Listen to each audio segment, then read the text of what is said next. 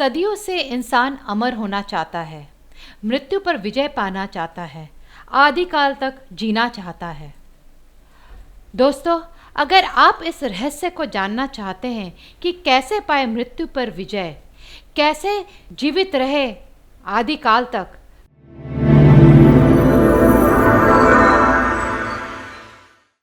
आपको सुनने में अजीब लगेगा कि आखिर कैसे कोई मृत्यु पर विजय पा सकता है। हो सकता है कि आप हंसेंगे और महज इसको एक अंधविश्वास ही समझेंगे। ये हम सभी जानते हैं कि जिसने जन्म लिया है उसका मरना स्वाभाविक है।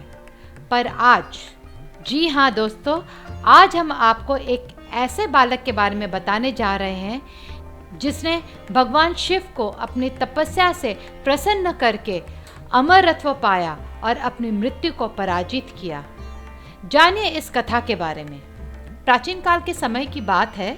सृष्टि का आरंभ होने के बाद महामुनि मृगशृंग के पुत्र श्री मार्कंडेय जी ने अपने पूज्य पिताजी को देखकर अत्यंत विनम्रता से कहा, आज आप बहुत दुखी और उदास दिखाई दे रहे हैं। आपकी चिंता का क्या कारण है? आपको चिंतित देखकर मेरा हृदय बहुत परेशान हो रहा है। महामुनि मृगशृंग ने कहा, बेटा, तुम्हारी माता मरुदिति को कोई संतान न होने से मैंने उसके साथ तपस्या करके नागधारी शिव को प्रसन्न किया था। तब श्री महेश्वर ने प्रकट होकर हमसे वर मांगने के लिए कहा। कृतार्थ जीवन होकर मैंने पार्वती वल्लभ से याचना की कि अब तक मुझे कोई संतान नहीं हुई। मैं आपसे एक पुत्र चाहता हूँ। मैंने तुरंत प्रभु के चरणों में निवेदन किया। मैं मूर्ख गुणहीन पुत्र नहीं चाहता। मुझे अनुपम, गुणवान एवं सर्वज्ञ पुत्र ही चाहिए, चाहे उसकी उम्र कम ही क्यों न हो। महामुनि मृगशृंग की प्रार्थना सुनने के बाद भगवान शिव शंकर तथास्तु कहकर अंतर्ध्यान हो गए।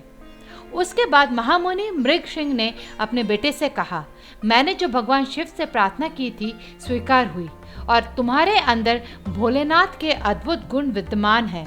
तुमसे हम दंपत्ति अत्यंत सुखी और गौरवान्वित है। महामुनि मृगशृंग ने कुछ रुककर बहुत हल्के स्वर में बेटे से कहा, अब तुम्हारा 16वां वर्ष समाप्त हो चला है और तुम्हारा समय अत्यंत समीप है।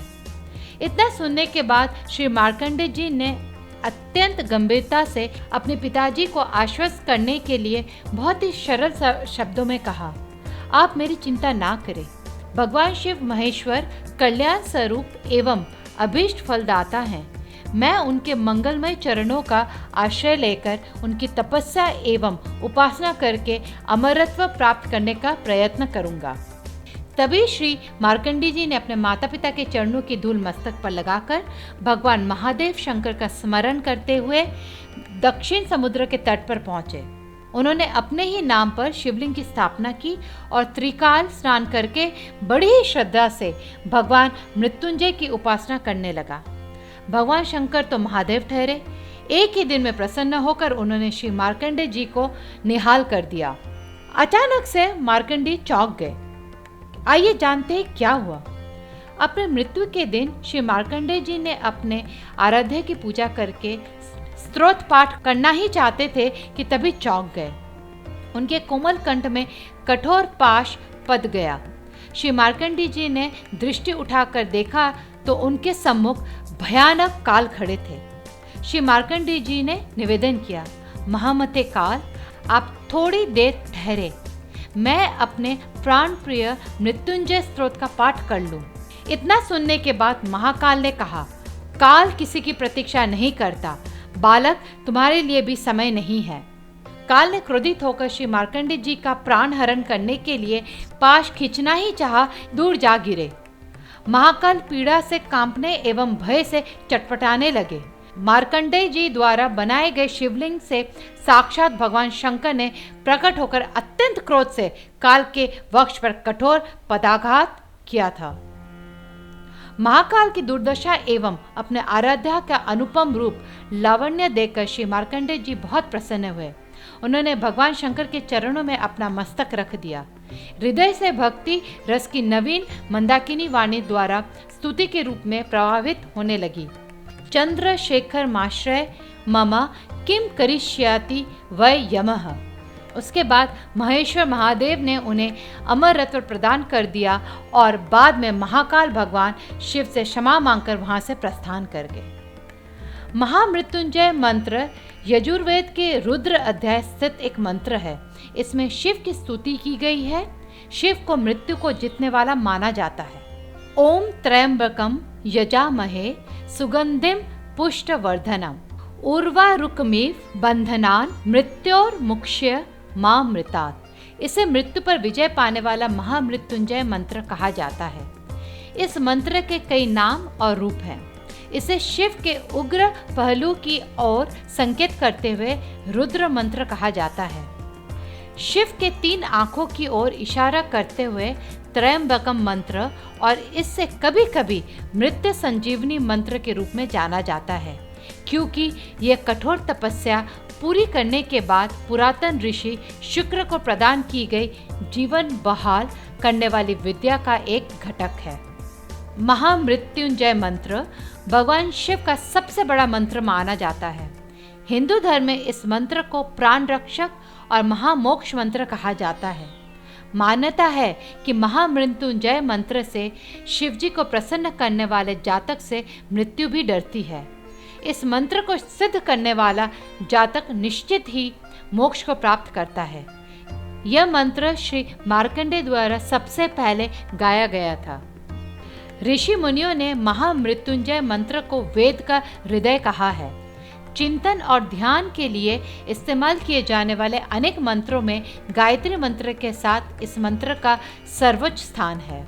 आइए आज हम आपको बताते हैं महामृत्युंजय मंत्र का अर्थ।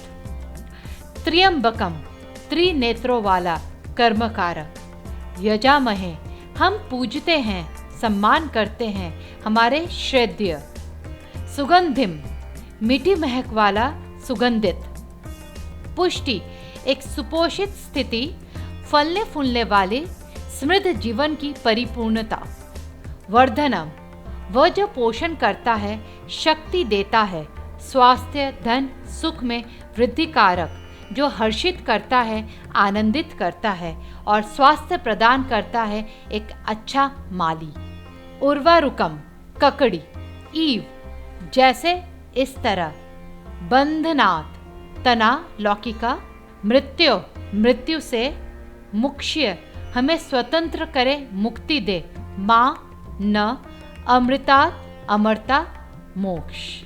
ओम त्र्यंबकम मंत्र के 33 अक्षर हैं जो महर्षि वशिष्ठ के अनुसार 33 देवताओं के घोतक हैं।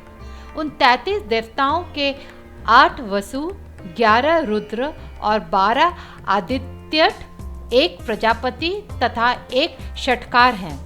इन 33 देवताओं की संपूर्ण शक्तियाँ महामृत्युंजय मंत्र से निहित होती है, जिससे महामृत्युंजय का पाठ करने वाला प्राणी दीर्घायु तो प्राप्त करता ही है, साथ ही वो निरोग ऐश्वर्य युक्त धनवान भी होता है। महामृत्युंजय का पाठ करने वाला प्राणी हर दृष्टि से सुखी एवं समृद्धशाली होता है। भगवान शिव की अमृतमय कृपा उस पर निरंतर बरसती रहती है। आइए जानते हैं मंत्र का सरल अनुवाद। हम त्रिनेत्रीय वास्तविकता का चिंतन करते हैं जो जीवन की मधुर परिपूर्णता को पोषित करता है और वृद्धि करता है। ककड़ी की तरह हम इसके तने से अलग हों, अमरत्व से नहीं बल्कि मृत्यु से हों। कलियुग में केवल शिव जी की पूजा फल देने वाली है। समस्त पाप एवं दुख भय शोक आदि का हरण करने के लिए महामृत्युंजय की विधि ही श्रेष्ठ है। इसीलिए दोस्तों, अगर हम अमर होना चाहते हैं, मृत्यु पर विजय प्राप्त करना चाहते हैं, तो मृत्युंजय मंत्र का जाप कीजिए और सब्सक्राइब कीजिए, लाइक कीजिए, शेयर कीजिए, कमेंट कीजिए। देखते रहिए